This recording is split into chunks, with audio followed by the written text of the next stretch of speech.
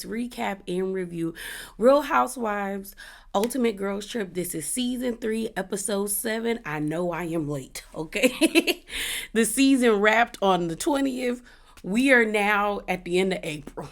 But hey, it's been a lot going on. But let's get into y'all. So what I'm going to do is talk about each person one by one, and then talk about what they did in this episode, as well as give my thoughts about each lady. So first up is Portia. Portia didn't do much this episode. She was the one that prompted them to do that semi-viral video in Housewives of them doing the walk challenge with Saucy Santana's song Walk down the platform, posted up and stuff like that. And she then was the one that was trying to mediate a conversation between Candace and Giselle, pretty much saying like, y'all should still try to be friends. Like, I came on this trip as friends. And Candace had to let her know, like, girl, do you accuse your friends from stealing or stealing from you? Like, yeah, we good. You're not accused of stealing when you didn't do it. And then, they did the rock, paper, scissors game. She did that with Giselle in the confessional back at the house. Pretty much them both saying that they believe Candace is the one that took the bottle. And then when she got into it with Alexia and slightly Leah at the table at their last dinner, at their last dinner, where Alexia was basically disrespecting Whitney, questioning her parenting. And then Leah got at Alexia's throat about it, saying the cartel thing. And Portia was sticking up for Whitney, but the moment Leah says something, all of a sudden she wanted Leah to be quiet, and she didn't understand what the cartel had to do with anything. And it was like, girl, do you not like her that much? So that leads me to how I feel about Portia. Like, Portia aggravated me. She didn't aggravate me as much as Giselle, but she aggravated me when it came to Leah eventually, because in the beginning, the first 2 episodes, even the 3rd episode, I understood why she didn't see it for Leah. Leah's attitude was kind of stank. She was disrespectful to Alexia. And it was like, she really did seem like she didn't want to be there. So I got Portia being like, ugh, why is she here?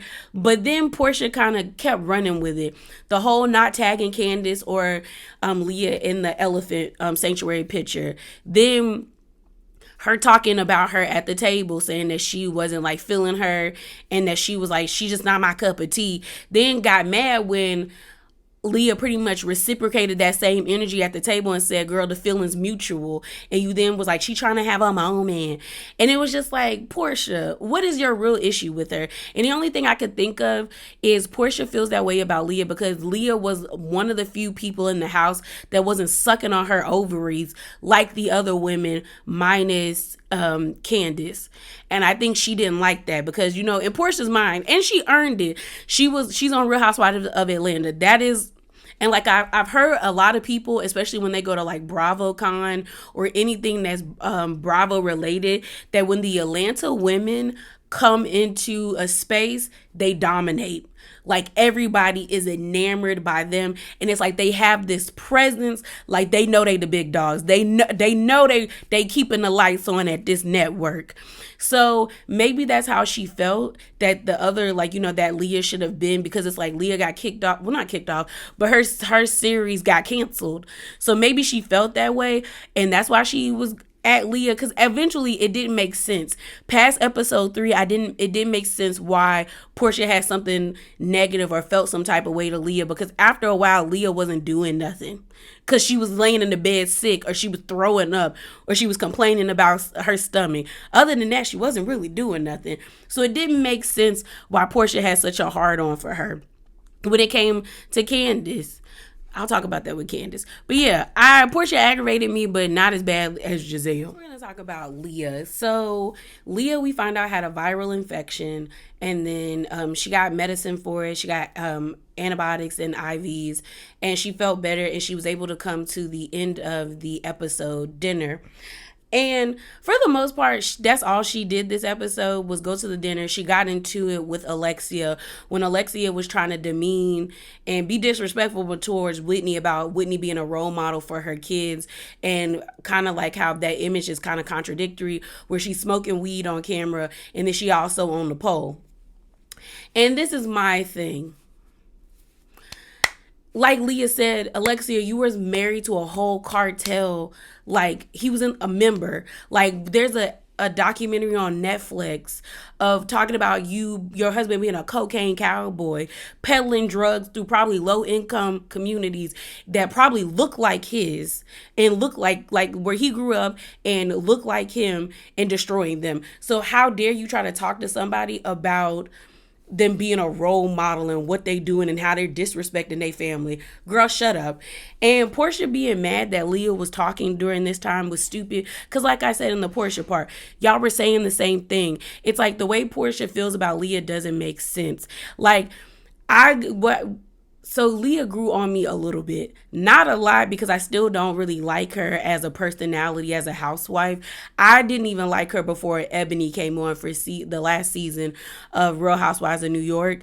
It's just that Leah gives me this type of ivory person that on the surface they say all the right things about being here for minority communities, whether they be Black, Asian, LGBT, disabled, and all of that stuff, but they do problematic things, or they say problematic things, but then they be like, but no, girl, I'm woke. She gives that. Like, I knew who Leah was when she wore that Little Kim mugshot dress to Sonya's event, and I was like, oh, you're that type of person where it's like, I will use the trauma of other people to profit off of because it's cute. This is gonna be a moment. She gives that. I'm sorry, I don't know this lady, but the outward energy that she gives that. And she just gives that. Okay. But I give her credit for standing up to Portia and Giselle. I give her credit for not backing down from them and not sucking their ovaries. Like, Candace and Leah were the only two that pretty much told Giselle and Portia, like, girl, you're not about to sun me.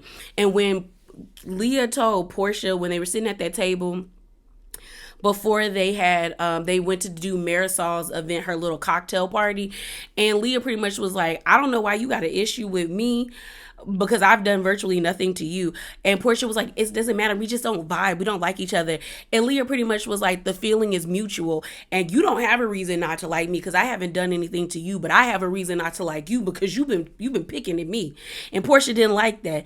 And also when Leah got up and told Giselle, like, you mad at me for saying something that's boring, but you out here accusing people of essay.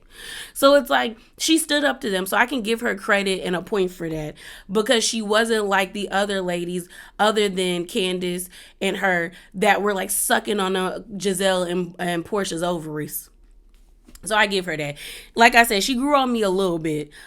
She's still not going to ever be in my lineup for the top like 10 Real Housewives, because she don't really give that.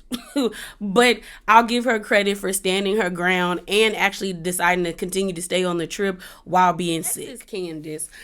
What I will say is Candace aggravated me just like Portia and Giselle aggravated me. Candace aggravated me because Candace played into Giselle's games, and she was doing so well on season 7 that I wish she would have kept that same energy on this show.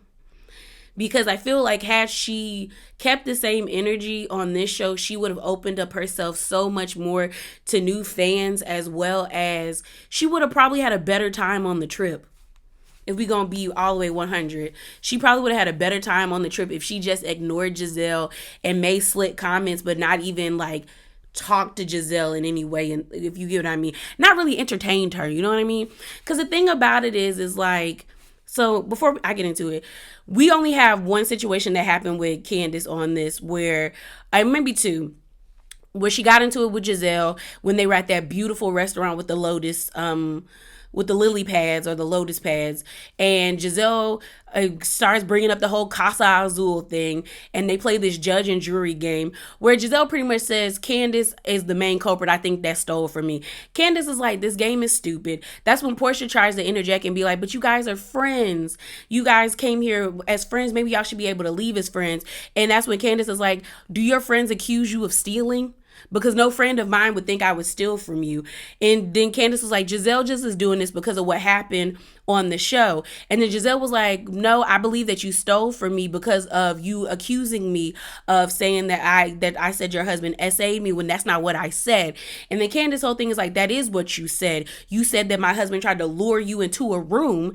And then Candace continued by saying, like, I've seen you try to destroy and tear down other people's marriages, and I thought you would one day come for me, but me, not my husband, but me, come for me, but not my husband. So like that was totally out the blue.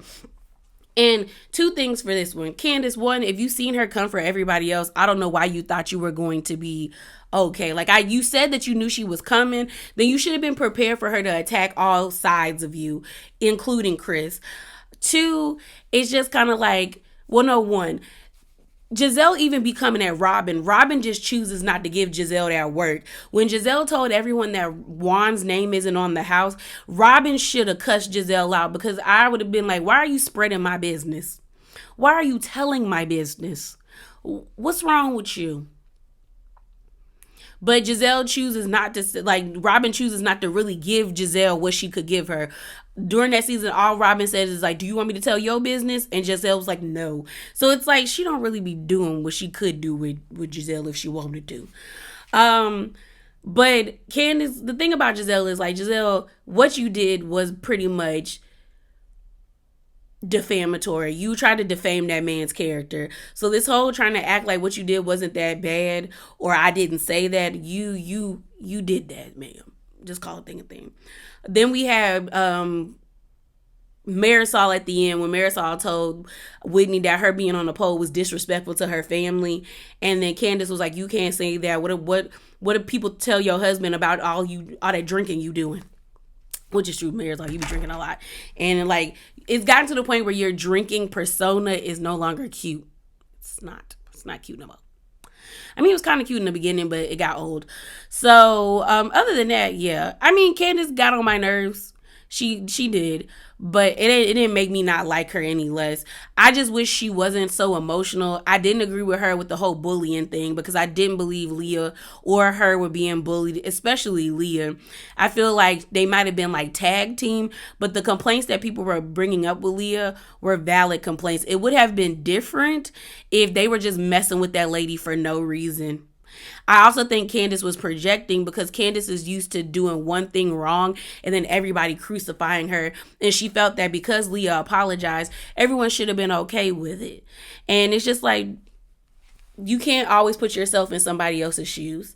But no, I just wish Candace wouldn't have gave Giselle any reaction, because Candace didn't give Giselle reactions during season 7, other than that one time when they met at the vineyard and Candace was crying, and that's when she said the whole thing is like to Giselle about you're the reason why women don't come forward because you lying.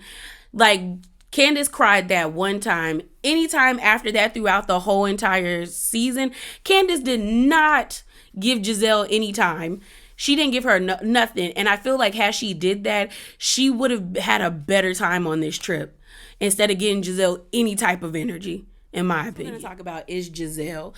And the only thing that happened with Giselle is her and Candace getting into it, because Giselle wanted to have a mock trial at that beautiful restaurant, that Lotus restaurant, where she questioned all her 3 culprits, which were Marysol, Heather, and Candace, about whether or not they stole her bottle of Casa Azul. We find out that Pepsi is there. He brings down the Casa Azul picture. It's like on an easel. We saw them talk about that at the beginning of the episode. And he pretty much, places it down. Giselle got on my nerves when she was yelling that man's name in that restaurant. She was like, Pepsi. I said, if you don't act like you got sense and that you're not 55 years old and ask one of them producers to go get him, or you go find him, why are you yelling? And it was because there were other people in there, other patrons that were in that restaurant. I was like, girl. So she pretty much does the trial. Heather and Marysol get exonerated because I think Portia sticks up for Heather, and she's like, oh, I went into Heather's room to get masks for the Mardi Gras night and I didn't see it. Then what's her name? Alexia pretty much is like Marysol's alibi in the sense of like they both were so willing to have someone come into their room and search that Giselle didn't believe that they had it, but she believed Candace took it because Candace wrongfully accused her of saying that Chris essayed or tried to essay her. And I said, Giselle, but that's what you implied all throughout season 7. And a lot of y'all, and y'all know I got a few people who follow me that are Giselle fans. So like I'm not that type of person where like I don't like you because you like a certain housewife, but I have my opinion and so do you. But Giselle, that's what you did, sis. Like, you just gonna have to call a thing a thing. Like, when everybody asked you, like, what happened, he did nothing to you. So you feeling uncomfortable, which was your right to feel uncomfortable. But if the person that you're accusing that made you feel uncomfortable did not do anything to you, then that is your job to confront why you were uncomfortable and figure out how to rectify the situation. Because they asked you, did he touch you? You said no. They asked you, was he being lewd or was he being like disrespectful or you felt like he was propositioning you? You said no. They asked, did he expose himself? You said no. You even told them that when you asked Chris to leave, he left. So it was like, what was the point of saying this story? And then wanting Chris to apologize when he did nothing wrong is stupid and it's not fair and it is wrong because it's kind of like, not the closest, but one example I can think of is when someone that is racist is uncomfortable around other minorities, and that person that is the minority has not said anything to this person, has not even been in that person's presence or going around them. They're just in the same vicinity, but they're uncomfortable because there's too many coloreds around here. And it's like, why would you think these minority people should be responsible for this racist person's feelings when they've done nothing to that person? That is something that person has to confront, as well as that person is racist because why are you uncomfortable around people that don't look like you, that have done nothing to you? That is what that's Giselle's issue. That man did nothing to you. And then you did insinuate that he lured you there because you said Kyle, who I don't think is your friend, who I honestly think has a personal vendetta against you because you have looked pretty nicely throughout this series, this limited series, without the need of Kyle because you've been doing your own hair. That I feel as though that man don't like you on the low. You done did something and he getting you back every chance he can when he put them dirty wigs on your head. Them wigs be busted and disgusted. And so I just feel like you said that whole thing about Kyle didn't think it was right or thought it was an issue that Chris knew that he was leaving, that he wanted to go up in a room with you by yourself. And you even said like, yeah, I think he wanted to talk to me alone because he knew my glam squad wouldn't be in there. You insinuated that Chris had ill intent. That does have that a term of essay where it's like a man is trying to lure a woman into a room by herself to do God knows what to her. Like you gave that. Then you added the whole like Chris touched Deborah or Deborah or the lady with the eyebrows without her consent on the butt. And everyone likes to say, well, Giselle likes to add a little extra sauce to things. And like a lot of people have said, when you add too much sauce, that is all everyone thinks about is the sauce. They're not caring about the meal that's underneath the sauce. So it's kind of like, girl, you did that. And I think the issue is Giselle, she's simple-minded and she let the train get away from her because you can't tell me that Giselle really was going to run with this storyline where she felt like maybe Chris was out here like stepping out on Candace. And even if she wanted that to be her storyline, there were so many ways to attack that storyline where she probably wouldn't have came out looking as bad as she did after season 7. You could have pulled Candace to the side and sat her down and been like, coming from a concerned place, girl, I think you might want to check on your man. Like he talking to Ashley at such and such time in the morning that he tried to talk to me in my room and I didn't know what the conversation was going to be about, but I got a little uncomfortable. Like he didn't do anything, but I got a little uncomfortable. So you might want to check your man. Like there were so many ways that you could have been the villain on the low by trying to create this storyline of maybe Chris might be having some might be cheating or there might be infidelity in their relationship, other than try to be like, your man made me uncomfortable. Okay, he need to apologize. You made this more than what it needed to be. I also hate when people try to act like Giselle is on the same level as Kenya. Giselle will never be a Kenya. She will never, and this is coming from somebody who just recently started liking Kenya. Giselle will never be a Kenya because Giselle is mediocre. Kenya is not. We Kenya has given us iconic things season to season.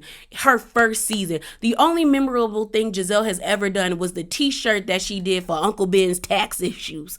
Other than that, what has Giselle done or said that made you be like, oh, I use that every day? People you use Gone with the Wind Fabulous all the time with Kenya. People always do twirl on my haters as a reference to like Kenya's being like her stands being twirls, but Gone with the Wind Fabulous.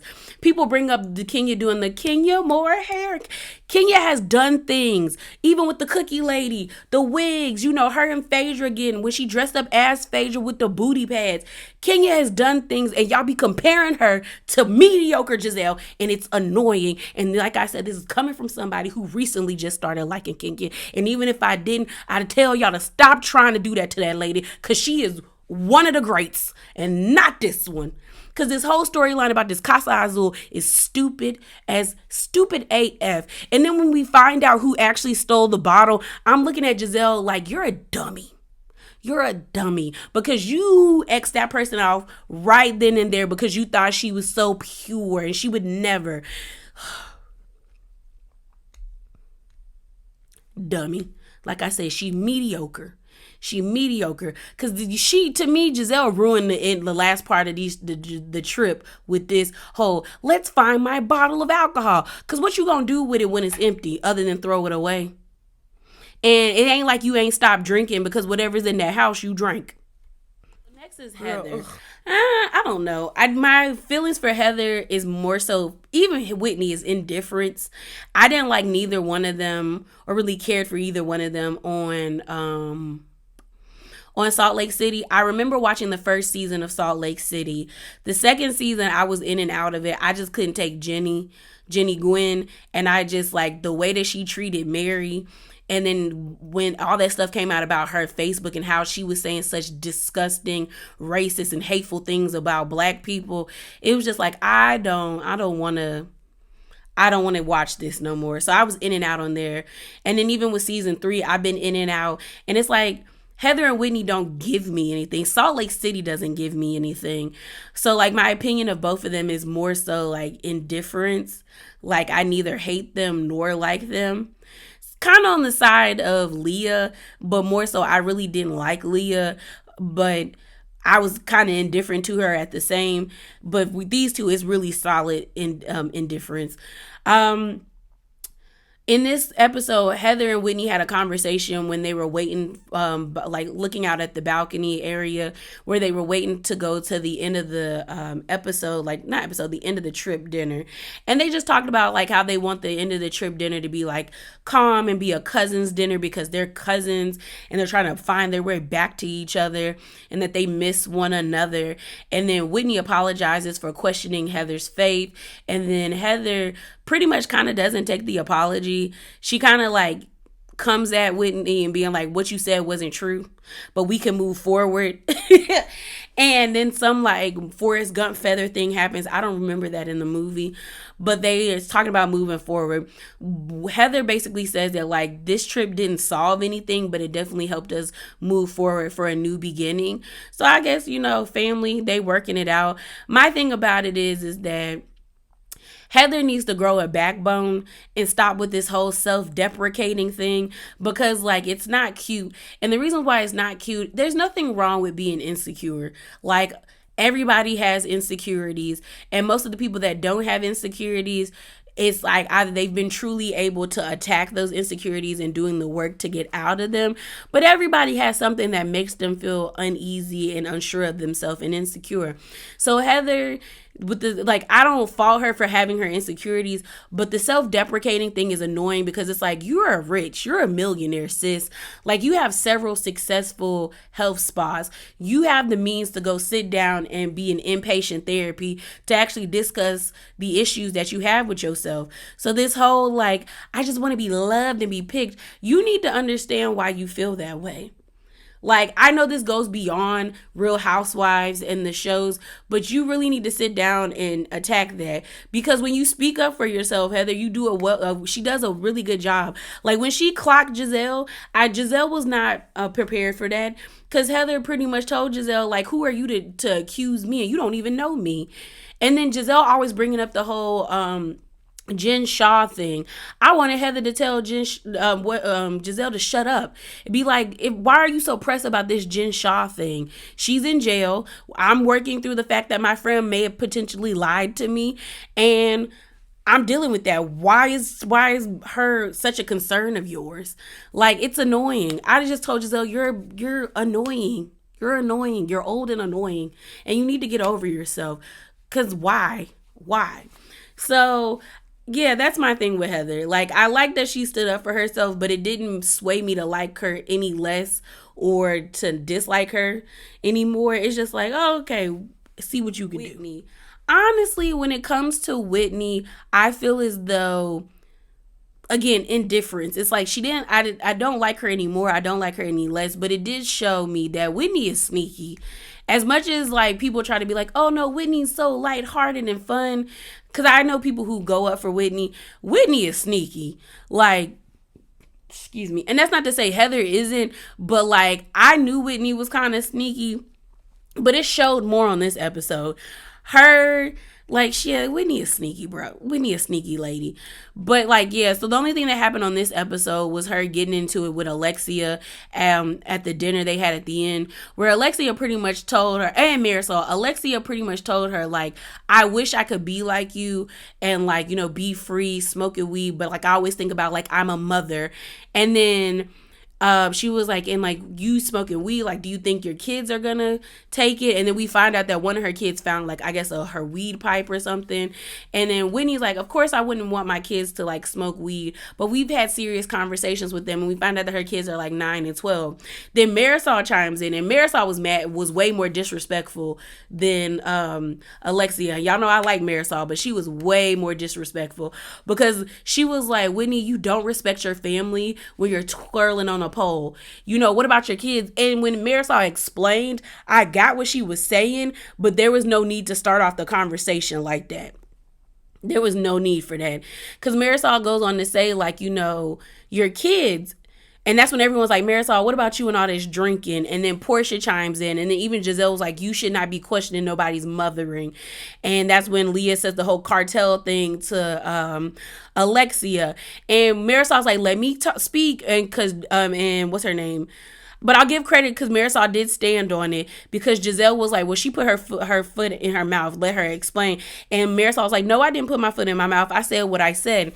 And Marysol said, like, I think, like, what about your kids where, other kids? And she was like, I'm there. And Whitney was like, I feel like y'all are judging me. And she's like, no, I'm talking about judgy parents. But no, sis, you were judging her, Marysol.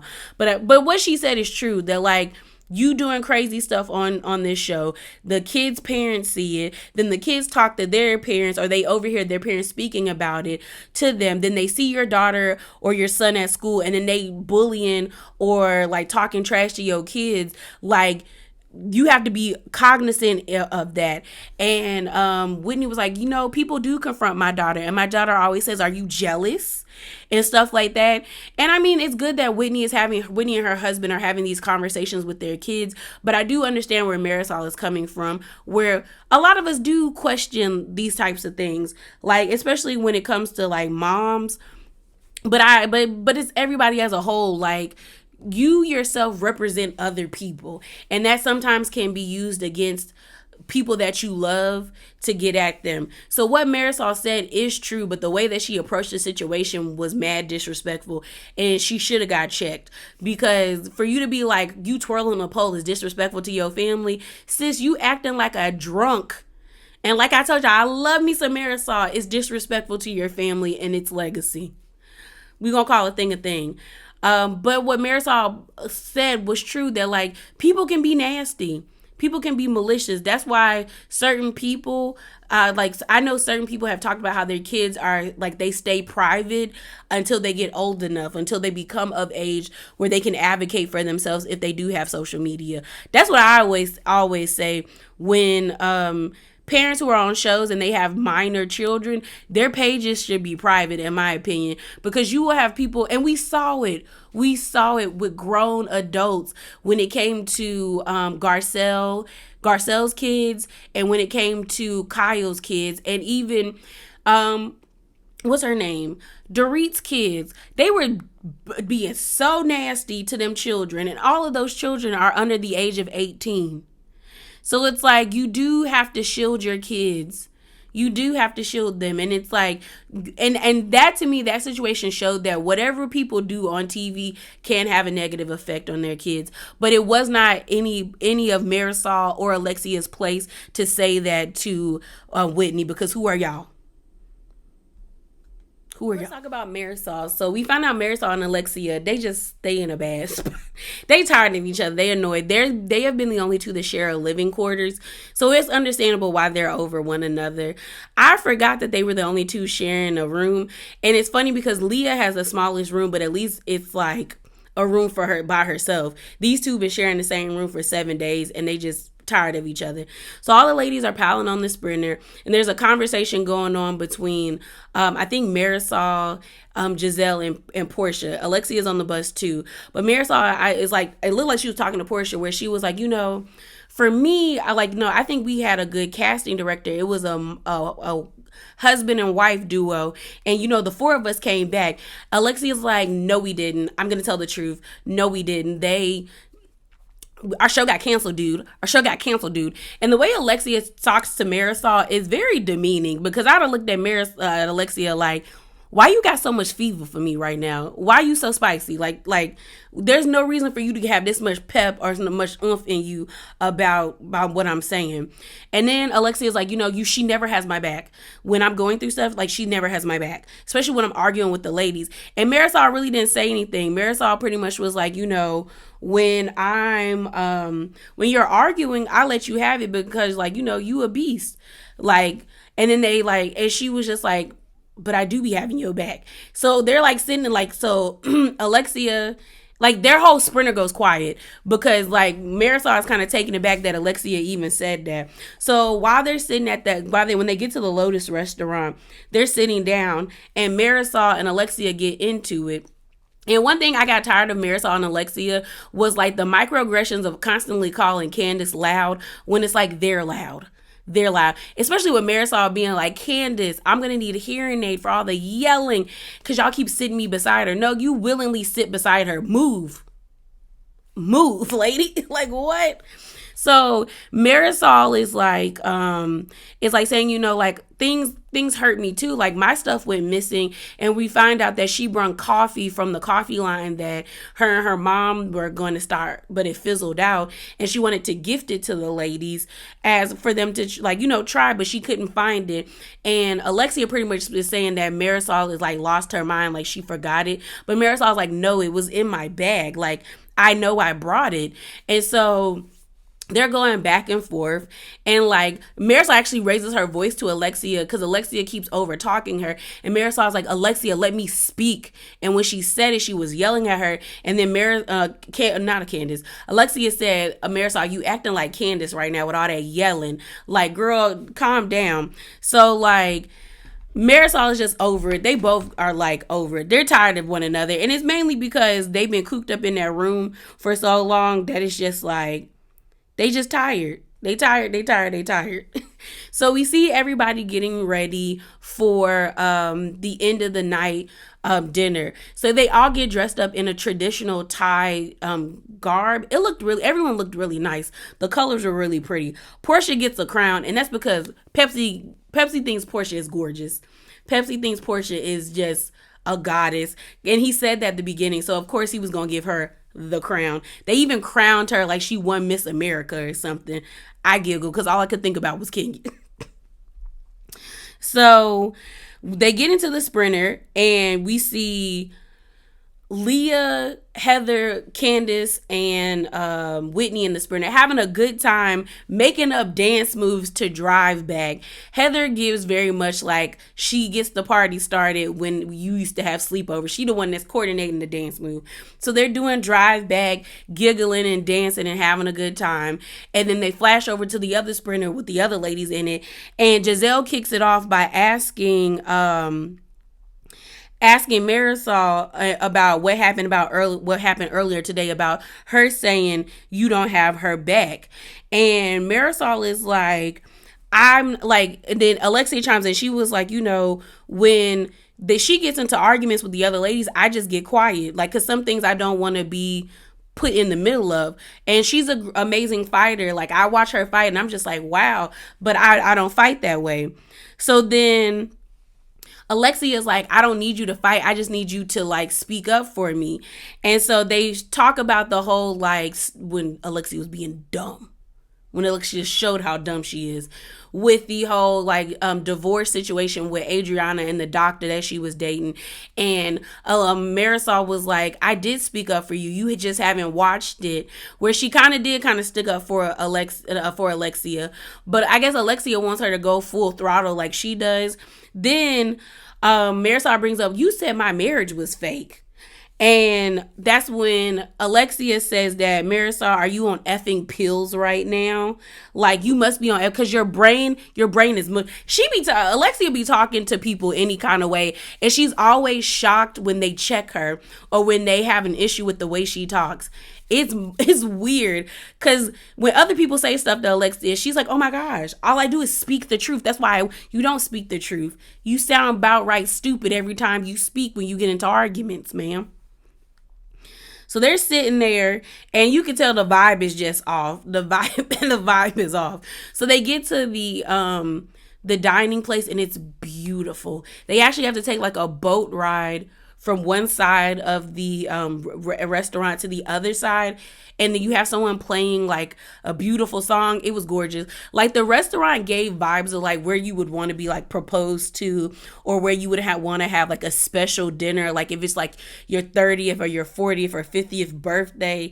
Cause it was like Portia says, eyegasm. It was beautiful. That place was beautiful. I was like, oh, sign me up. Sign me up. Next is Alexia. I don't think I said how I felt about Marysol, but Marysol, I still like Marysol, but the microaggressions with Candace was annoying me. Like, girl, you're loud. All of y'all are loud. Candace is not the loudest one. And if you are constantly complaining about that lady being like so loud, then stop sitting beside her because you didn't have to.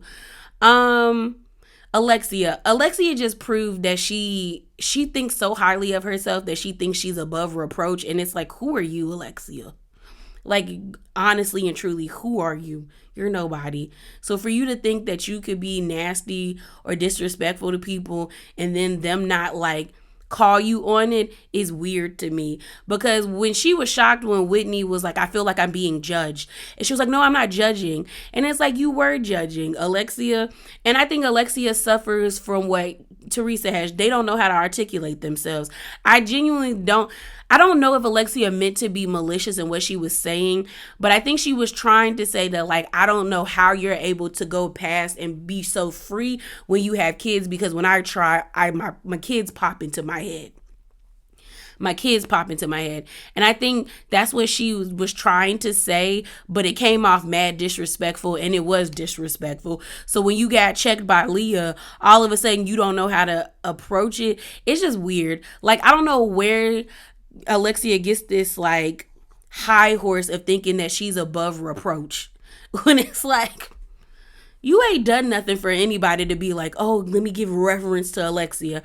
Alexia to me was just as bad as Leah, where I feel like Leah just stuck with, they didn't go out of their groups.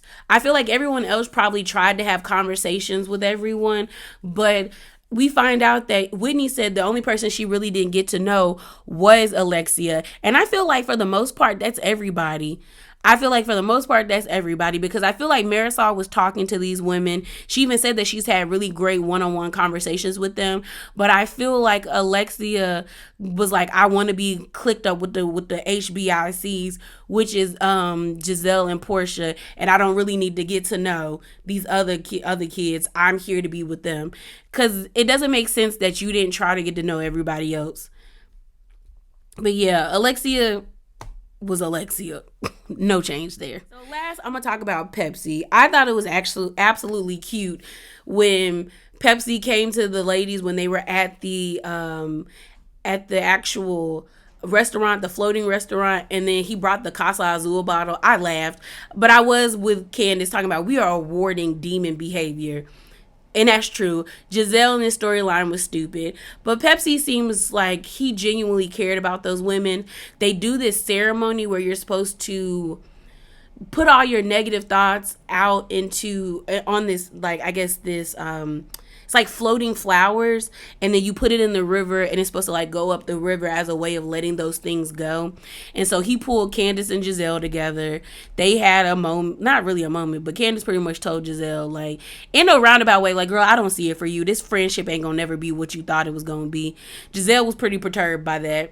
Everybody else, said things. We had a moment between Marysol and Alexia where they both were crying about how they don't want to fight with each other anymore, and they put their things in there. It was like the day in the morning where they got up and they were packing their things, and Pepsi was crying when he was saying goodbye because he said these were happy tears and he had such a wonderful time with them. They thanked him. I hope he's doing well. I hope he's getting paid. I hope he is booked and busy in Thailand and he's hosting events. Like, Pepsi seems like a sweet, kind-hearted, and genuine person. So, like, I hope he is doing good. And I hope the ladies have kept in contact with him and, check up on him from time to time, because he seems like a really nice guy. But yeah, y'all, that was the end of Real Housewives Ultimate Girls Trip. I wonder why season 3. I wonder how. All right, y'all. Editor Leah hopping in because I realizing I did not say specifically who took the Casa Azul bottle. And what we find out is that Whitney and Heather had the bottle the whole entire time. They hid it in the outdoor shower. So at the end of the episode, we see a dual confessional with Leah and Candace. Leah pulls out the bottle. Candace is kind of shocked, like, girl. And Leah's like, I'm not going to tell you where I got it from. So at first you're thinking like, oh my goodness, like Candace and Leah knew or had the bottle, or Leah had the bottle. But we find out that no, Whitney and Heather had the bottle, because they do a flashback scene of where Whitney and Heather, after they had their conversation by the balcony, are like, ooh, let's go take a shot of Giselle's bottle. And that's when they let it be known that they hid the bottle in the outdoor shower and nobody checked. And how that's the first place that you should probably check. And they both called everybody dummies. And I'm like, I hope Giselle is watching this back and she feels stupid. I hope she feels embarrassed and she feels stupid, because she had such a hard on and was so fixated on Candace being the one that stole it from her, because she still feels some type of way about season 7 and about the way it went with her and Candace, that she wanted Candace to look bad, that Giselle in return made herself look bad herself, and she made herself look stupid, because you X'd out Whitney very quickly, and you were pretty much right about Heather, but your little friend Portia helped you. Portia was like, no, it's not in her room, when it's like y'all just didn't want it to, y'all didn't want it to be Marysol or Heather. Y'all really wanted it to be Candace, so y'all could have a reason to still have an issue with Candace. And now you looking back, and you I hope y'all feel stupid, because you look stupid. And I also have an issue with Whitney and Heather taking the bottle and letting everyone kind of just pretty much be like, oh no, Candace took it. Even Alexia and possibly Marysol were both being like, maybe she did take it. But it's like, y'all could have stuck up for her. Y'all could have been like, no, she didn't take it. I don't believe she took it. Instead of just like sitting there letting her take all her lashings. But I hope Giselle feels dumb. It's going to be with that whole Brandy and Caroline Manzo debacle. We'll see. But yeah, that's it. So remember to be bravely authentic. Hop down in them comments below. And I'm out. Deuces.